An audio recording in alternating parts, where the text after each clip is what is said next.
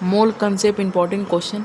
That is the how many number of sulfur and oxygen atoms are there in a 1 mole of sulfur dioxide. Question कह रहा है कि कितना number of sulphur और oxygen atom है एक mole of sulphur dioxide. इसको दो तरीके से बताएंगे और ये समझिएगा आप लोग। तो सबसे पहले लिखेंगे एक मोल ऑफ सल्फर डाइऑक्साइड में कितना मॉलिक्यूल्स होगा। तो हम लोग जानते हैं कि एक मोल्स ऑफ सल्फर डाइऑक्साइड में मॉलिक्यूल्स पूछेगा तो 6.022 इंटू 10⁻23 एवोगाड्रो नंबर होता है।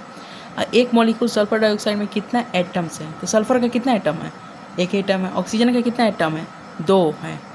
तो एटम 2 है।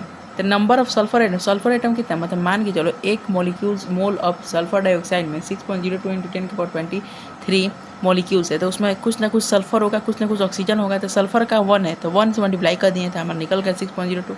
और नंबर ऑफ ऑक्सीजन एटम ने ऑक्सीजन कितना है, 2 है। 2 उसका क्या है, एटम है। तो 2 से मल्टीप्लाई कर देते 12.04।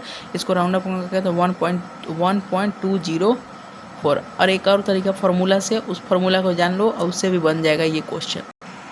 और फार्मूला से जो निकलेगा उसका है formula number of atoms is equal to n का मतलब होता है मोल्स और Avogadro number into Avogadro atomicity. Atomicity का मतलब होता है कितना कोई मॉलिक्यूल्स में एटम है। जैसे मान के चलो कि सल्फर डाइऑक्साइड में बोलेंगे कि सल्फर का एटोमिसिटी कितना है, तो 1 है क्योंकि एक एटम है। और ऑक्सीजन का एटोमिसिटी कितना है, तो बोलेंगे 2 है क्योंकि यहाँ पे 2 एटम है। तो वही बोल रहा है कि ये फार्मूला होगा, नंबर ऑफ एटम निकालेंगे तो फार्मूला निकाल दे।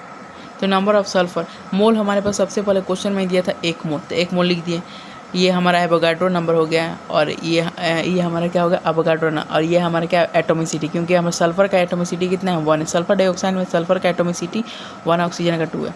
वैसे ही ऑक्सीजन में तो हमारा एटोमिसिटी कितना है, 2 है। तो मल्टीप्लाई कर दिया, हमारा आंसर इस तरह से भी निकल जाएगा और उस तरह। दोनों तरीका सही है और दोनों आप लोग को सीखना ज़रूरी है।